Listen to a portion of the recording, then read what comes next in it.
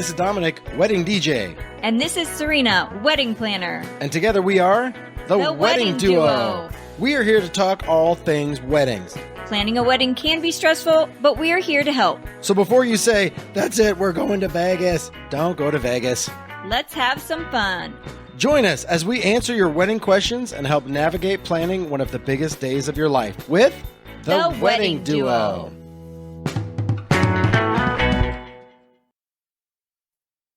Welcome back, everyone. We are back to the Wedding Duo podcast. And there's not just a duo today. There are three of us today. There are three of us. We are super excited to have Kate with us today. She's going to help us talk about a very important piece of your wedding planning, which is the venue. I mean, where does it all start? Starts with the venue. Well, I always say when you want answers, you want to go to the top and talk to the CEO. So who better to talk to than the venue CEO? Bam. You did. Look at you. Look at you. Like, true podcast pro. Hello. Hello, Kate. So introduce us to yourself and what you do. We'd love to hear about it. I'm that lady that everybody has seen scraping tiles endlessly for hours on TikTok, aka the venue CEO. I own 3 wedding venues, and I started documenting the process of renovating my 3rd wedding venue on TikTok, and it went viral because, I got covered in carpet glue, and everybody seems to like that. So here we are. And then, I run 3 venues when I'm not renovating gross tile from 1908. And other than that, that's what I do. So yay. It's fantastic. It's fantastic. So I know a lot of, I think the appeal of what you do and why it's so popular is that you take not just a venue, right? Like not just a regular space, but unique spaces. So tell us a little bit about like why you choose the space you do or what you do to make it really special. So like a large part of what I do is adaptive reuse, which is part of historic renovation. I don't do new build venues. I like to take existing structures, particularly historic ones, really, really old, older than all the grandparents, and give them new life. They're usually like kind of sad little buildings, large buildings that haven't really seen any love for a long time. So like this most recent one was a bank. It was built in 1908, and I renovated it and turned it into a venue.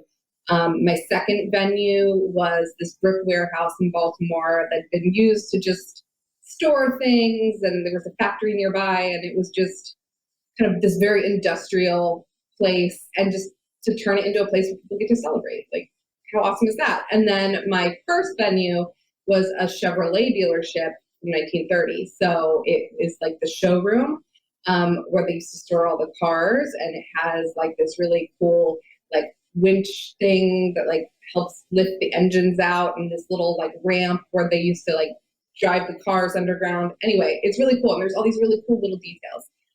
So what I do is I take these spaces, I do actually as little as possible to them to renovate. I try and keep as much of the original structure, as much of the original character as possible, and just make them, up to code by modern standards and safe and ADA compliant.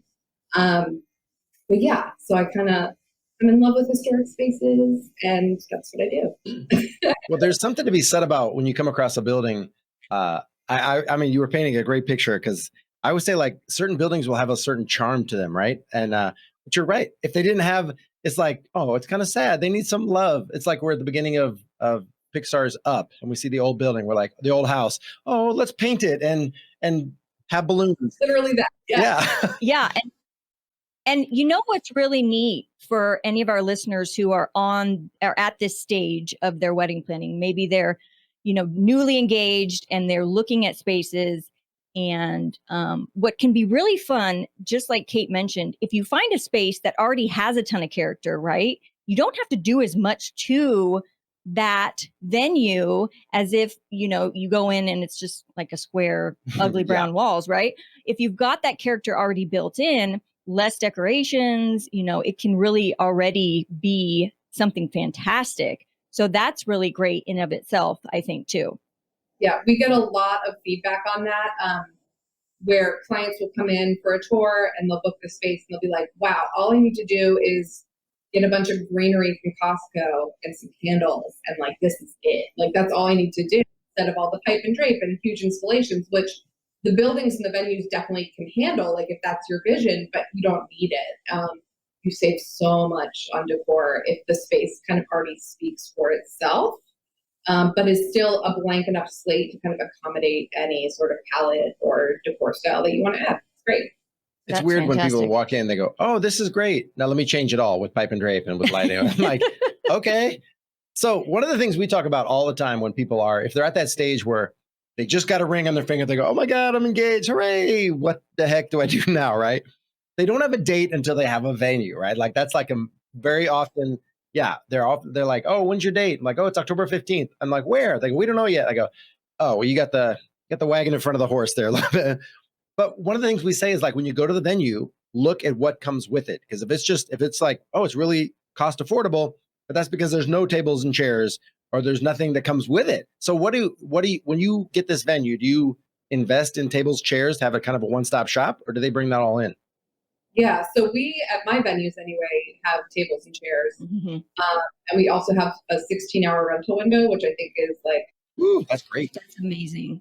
And that was because I kind of, when I was approaching the business aspect and coming up with my business plan, I was thinking about it as somebody who's been a bride before. And I remember how annoying all those little rules were, the little nitpicky, like no red wine, and like you can only do touch-ups to your makeup and you can't get ready on site. And I just remember being like, why? Yes. Why is it the way it is? And it's because it can be, right? But it only cost me a couple extra $100 per event in staffing to extend the rental window. I'm only doing one event a day anyway. Why not? And that, I think, coming about it, thinking of it from the perspective of a client, I think has really been part of the draw, and why we're so successful is because we're thinking about those things. It already has the tables and chairs. I have maybe a little bit of a shopping problem. So like I'll buy a bunch of really cute furniture that won't fit in my house, and I'll put it in the venues. So we have all kinds of cute bars and all kinds of like little antique tables and desks and stuff. So yeah.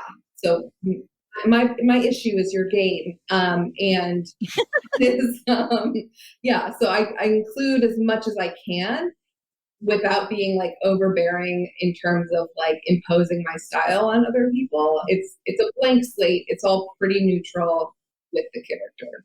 That's wonderful. And a lot of people will ask us too, and we talk about this sometimes.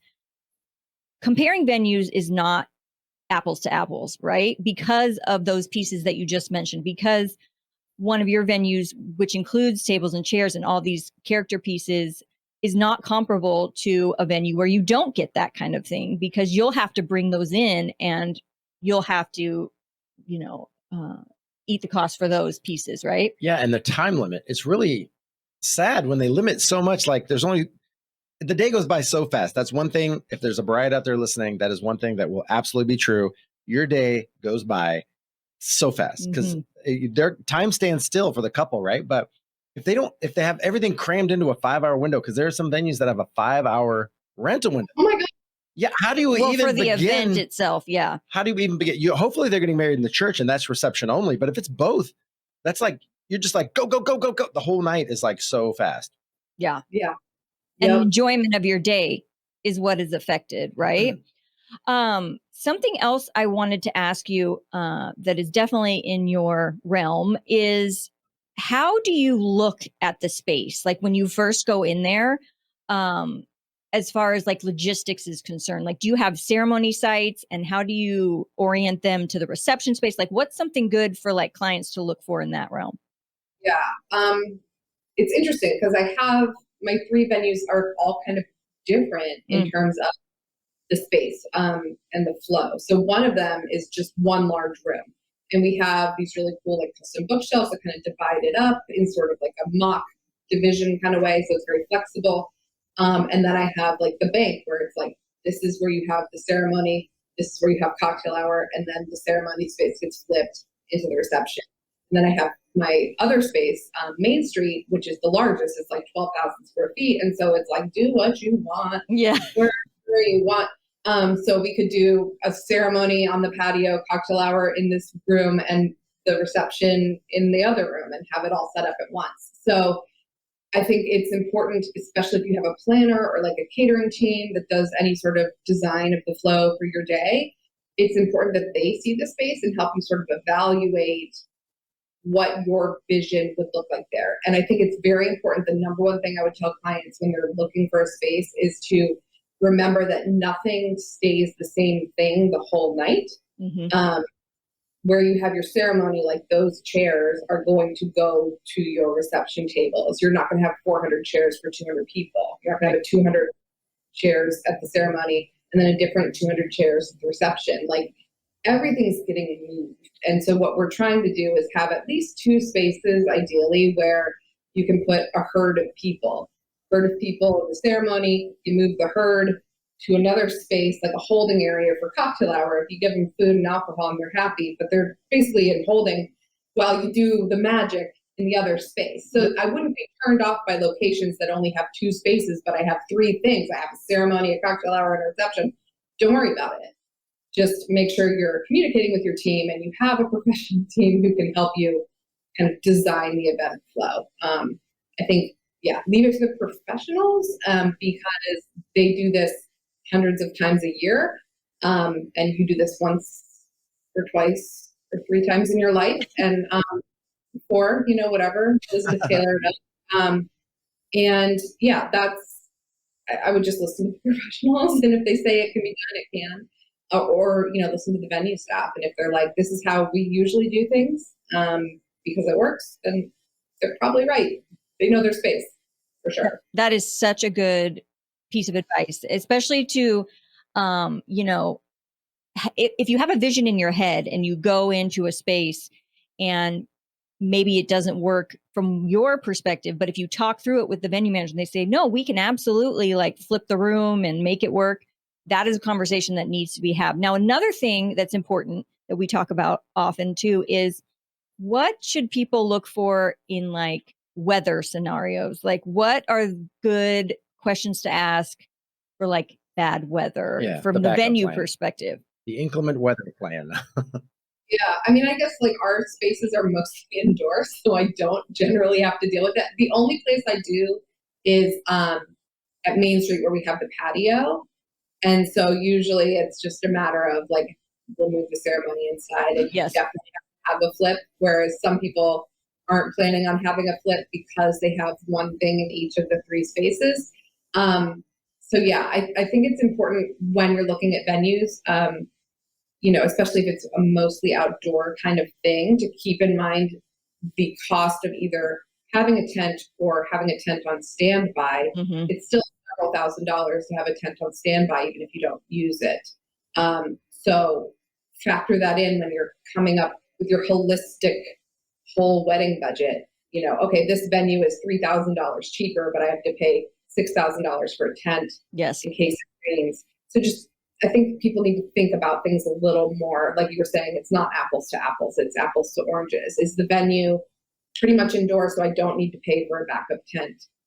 Or is the venue large enough to accommodate a rain plan that's all indoor? Things like that, depending on where you live too. So if you're like in San Diego, then you're fine. Right. That's for sure. But I tell people that all the time, the ability to be able to control your environment. And if it's open air or if you're outside for something, if you're at a time of year where it's prone to rain, or here in Texas, it can be really hot. We have a venue it gets really windy. And and it's open air again. And if they have centerpieces, if they're tall and skinny, they are going to fall over and then the water gets spilled and everything. So, yeah. And then we've dealt with bugs, and I'm like, it's all these things like I'm not trying to scare anybody. I'm sorry for every bride out there that's like, oh my God, stop talking. But it's just something you need to talk through and talk to the venue people, because the venue people have seen that event go in the good, the bad, and the ugly, every possible scenario. I'm like, lean on them when you're taking the tour, ask them like, what do you do if this happens? What do you do if this? I mean, because they can either put your mind at ease or maybe have you think through some things, Mm-hmm. Absolutely. Yep, exactly. You're like, I must have everything outdoors. Be like, cool, pay for a really badass tent, and like that's what you're gonna have to put your budget towards. It's things that are important to you. You're gonna have to pay for, unless it's sort of all included in the scheme of the venue, for sure. Absolutely. So tell us a little bit about some fantastic events that you've had at your venue. Like, what are some great like themed events, or I mean, with the kind of character that you have at your venues, like what are some fun things people have done? Yeah, like the bank, they spent a lot of money. Oh, you're so hysterical. I mean, yes, at all three. So I think my favorite ones, honestly, are the ones where I see people having the most fun and like the most packed dance floors are the ones where the flow of the event is very much like a mobile thing. So like people kind of have to move around the venue. The bar is over here, this station's over here. They have to get out of their butts out of the seats in order to get to the things they want. And then that way people are mingling, and then they're dancing, and then and then the dance floor needs to be like pretty small and dark so people don't see themselves or feel alone.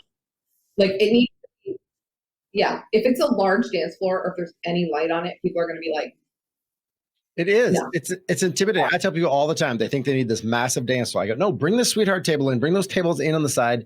If the DJ can be, if it's a stage, that's usually set. But a small dance floor that looks packed is always more conducive to more people getting in there and being comfortable than this massive space where you get your cousins over here in a group of 6 and your friends are over here, a group of 5, and your aunt and Yeah. uncle over. But I mean, like, they want a big sweaty mosh pit mess, steamy, Yep. gross, smelly. Yeah. Well, no, okay, maybe not that, but Gross are the better.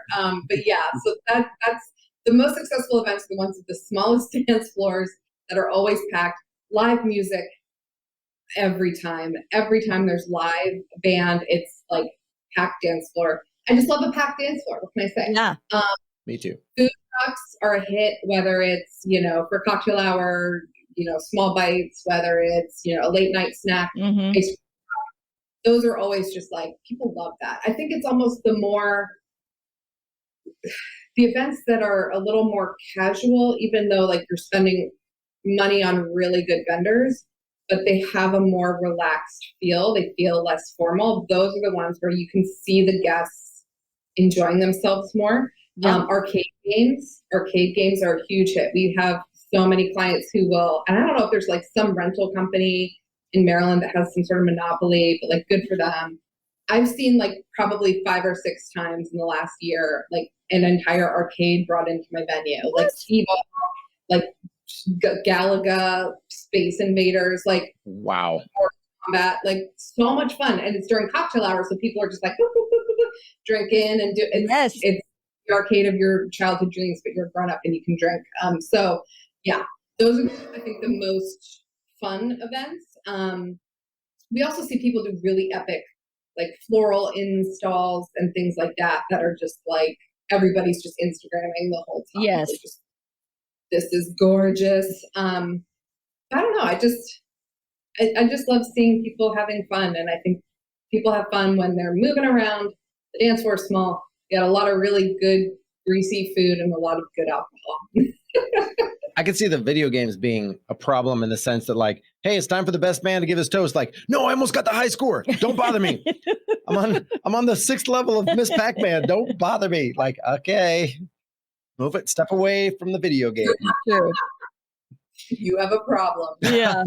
No, but that's great. I mean, and I think people, especially nowadays with social media, are always looking for that next fun, unique trend, something to bring in that nobody has seen at a wedding, and I think that's great. It really pushes us all to think outside the box, even as vendors, right? Yeah. So I go ahead. have a couple things I was curious about when you're looking at a space, or something that I tell a lot of our clients. They say, oh, they want to go downtown, which might be great because maybe it's in a hotel and there's housing right there and everybody from out of town can just stay there. But then you deal with like parking, and I don't know how busy of a spot your venues are in, but there's places there's an area outside of town called the Hill Country, and it's just that. It's parking is not a problem. There's nothing but space everywhere. But you go downtown and suddenly parking becomes concern. And the other thing I want to ask about specifically about your bank, there's a bank in California I used to DJ at, and it was really cool. It looked like an old library, like a big building right downtown. It was really cool. They still had the tellers where they served drink from the teller window. But acoustically, it was really high ceiling and marble floors. Acoustically, it was a nightmare for the DJ. Everything sounded on the mic like wah, wah, wah. It was just really hard to run the crowds there. So there you go. Parking and acoustics. Go. Cool. Ready, go. Parking is definitely like never super easy. And I think it's because we're in these, like, we're on main streets. Like, it's called Main Street Ballroom because the address is Main Street. So we're on like the main streets in downtown areas, but we're not in these large cities. They're like Frederick. I don't know if you're familiar with it, but like Frederick, Maryland is sort of like a small city. And then Ellicott City is like really small and compared to like the universe. And then Baltimore is the biggest city that we're in, but we actually have a semi-private lot there.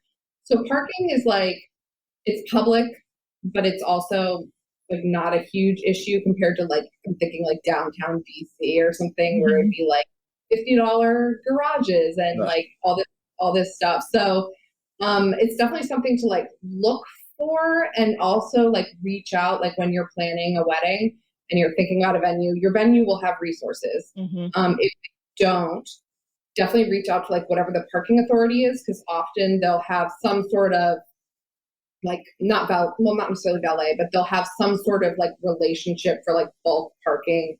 So have relationships with the garages. Also make sure your vendors are able to get parking. So like we have this thing in Frederick where like our vendors have to reserve parking through the city before the event, things like that. But just the more communication, the better, so that like everybody knows what the expectations are. So that's like the most important thing. Acoustics, I always tell people, because like all of my venues are caves. They're just like these large, high ceiling spaces. And I always tell people that it sounds different on the tour than it does during the actual event, because you have bodies. Sounds weird to say, but you have the bodies of people. No, that's exactly right. Absorbing sound, and also linens.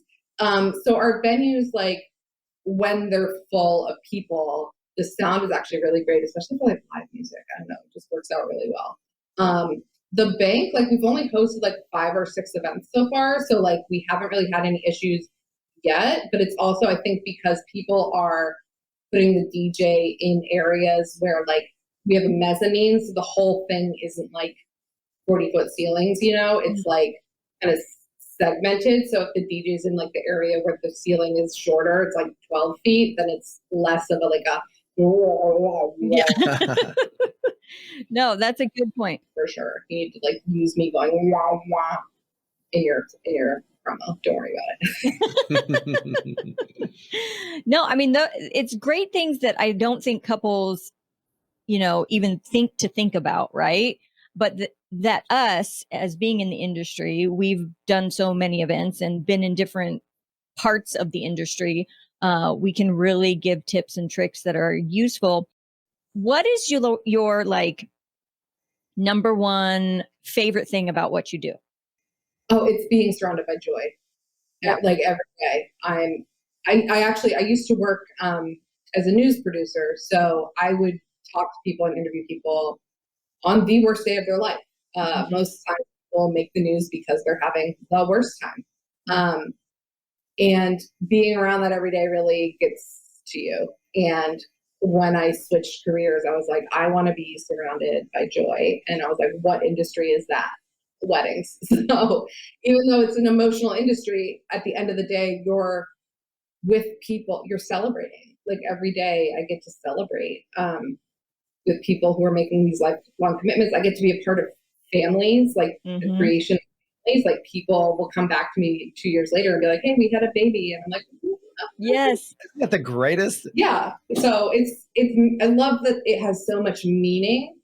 I love that I think of all the decisions that people make when it comes to planning their weddings, I think the dress and the venue are probably 2 of the most emotional ones. So I really love it's an honor when people choose something I created to be a part of that. That's like, who, me? What? Ah! Yeah. Like, I'm still, every time someone books, I'm like, you like me? Oh my God. Yeah. So it's still like, I'm not over it. I've been doing this for almost a decade now, and I'm not over it. Like, it still blows me away every time. We have people that have been following us for a long time on let's say TikTok, and they'll reach out and they'll say, you guys have helped so much with the planning of our wedding. We're like, thank you, random stranger from Missouri. Like, I'm like, but it's so rewarding. And what you said about being surrounded by joy, I have this memory in my head that's so clear, because I tell people we attend parties for a living, right? It's a great gig. But I was talking to a florist and she was setting up, and I said, are you done for the day? And she goes, oh no, I got to finish here and I got to go do a funeral. I'm like, holy emotional roller coaster. And I think about that all the time. Like, we are at a massive day in one's life, and it's surrounded by family, friends, and it's surrounded by love, the whole backbone of it, love and the relationship. Yeah, I don't want to go to a funeral. No, that's not, that's the other extreme. The poor florist, I can't handle it. They're emotional. They need therapy. We do those. We do, we don't just do weddings. We really celebrate any of life's moments, whether it's a baby shower, and we've hosted celebrations of life. So it's really the whole spectrum of people's lives. You know, people need a place to commemorate these moments. And like, yes, for the most part, it's weddings. But like every now and then we'll do a memorial service, and it's like, like full circle. I don't know. So I know, I understand like feeling bad for the florist, but it's actually like, I kind of love it.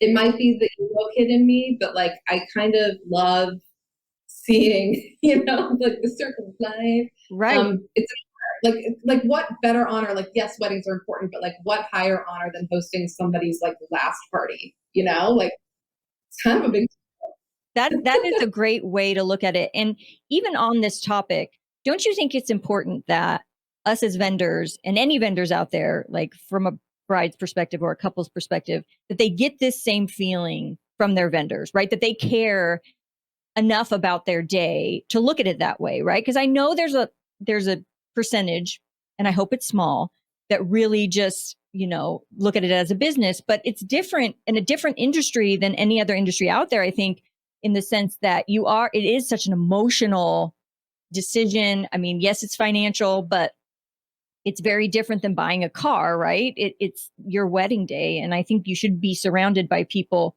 who care enough to look at it that way. Yep. And also vendors who make you comfortable, because you're inviting them to your wedding, so exactly.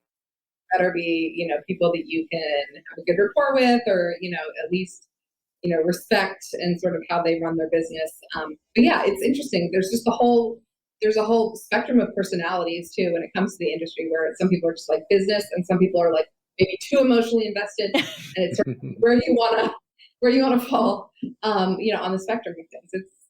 I think it's very unique, and I don't know, I could never go back to working for somebody else, and I could never go back to, not being a part of this industry, because this is, I don't know, it's my life now. That's wonderful. People don't usually hire a DJ for a funeral, but I've told my wife many times, if it's me, I want a DJ at my funeral. We've had some really lit funerals, like ragers. One of our biggest, most like epic, needed to clean up and call like a hazmat crew afterwards was a funeral. So not a funeral, no body, but the celebration of life. Right. Right. People went all out. So yeah, I would love mine to be like that. Absolutely. Right. So on that note, Kate, tell everybody where they can find you, all that good stuff, so that they can follow you and learn more from you. Do they want to now? Yes, of course they do. Like, I don't want to go to this lady's funeral home. So I'm on TikTok and Instagram as the venue CEO and the internet. And I also am an ordained person, so I can do your universal life ceremony. I'm kidding. Me too. I did that for the pandemic, when people were doing like these little last minute ceremonies and stuff. It was fun. I don't know. I liked it. That's kind of fantastic. Yeah, it was cool. Somebody asked me one time, they go, we want you to do the ceremony. And I go, yeah, I'll be there. Microphones, music. And they go, no, we want you to do the ceremony. I'm like, you want me to like hamana, samana? I go, okay. So we had somebody else run the board, but I was up front. And I'm like, sure, I'm comfortable in front of a crowd. It was a pretty whole fun. different It was a different experience. perspective. Yeah. Yeah, for sure. For sure. 100%. Well, thank you so much for joining us today. It was an honor to have you on our podcast and to learn from you, because I think you offer such a unique perspective and you're doing fantastic things. So if you are not already following Kate, please check her out as a venue CEO on TikTok, Instagram. Also, if you are interested in following us elsewhere, we are the Wedding Duo on TikTok and Instagram, all those good things.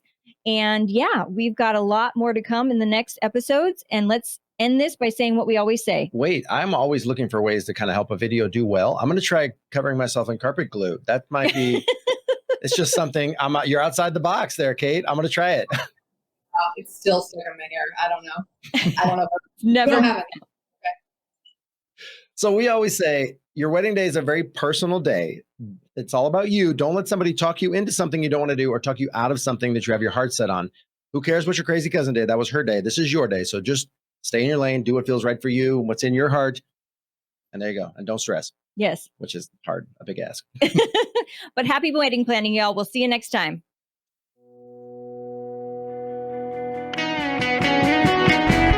Hey, so thanks for listening to our podcast. If you found any of this information helpful and you know someone who may be engaged or is a maid of honor, maybe you could tell them and share it with a friend. Absolutely. So screenshot this episode, share it on Instagram, on Facebook, and tag the Wedding Duo. We promise to share the love back. Also, if you are interested in more resources or the show notes, you can go to theweddingduo.co. We have one-on-one virtual sessions, a shop, all sorts of fun stuff. Check it out.